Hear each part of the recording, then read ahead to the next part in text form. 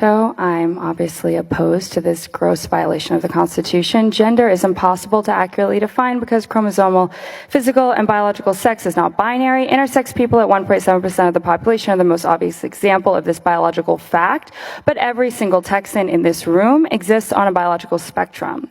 Section 1, line 11, each individual is one of two sexes, and individuals diagnosed with a disorder of sex development or as intersex are not considered to belong to a third sex and must receive accommodations in accordance with state and federal law. This sentence is linguistically absurd. It immediately contradicts itself. It will not hold up in court. And I can assure you that we the people will sue to injunct this as soon as it is signed into law. Section 1, line 8, separate is not inherently unequal. Who else was taught in their Texas public schools that separate but equal was used as the defense of segregation?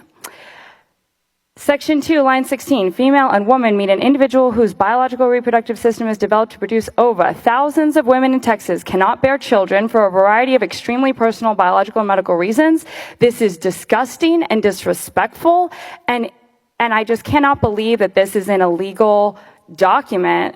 It's just absurd. I am disgusted by the vocal few who use men's violence against me as an excuse to further violate my liberty. I've always been protected by my trans community, and I would never try to violate someone's privacy or liberty because something about them made me emotionally uncomfortable. We don't make legislation based on our feelings.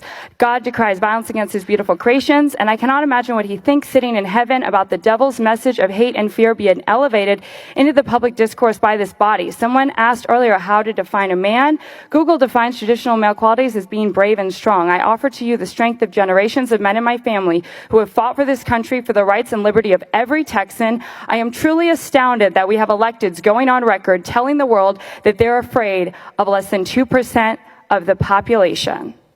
That is weakness.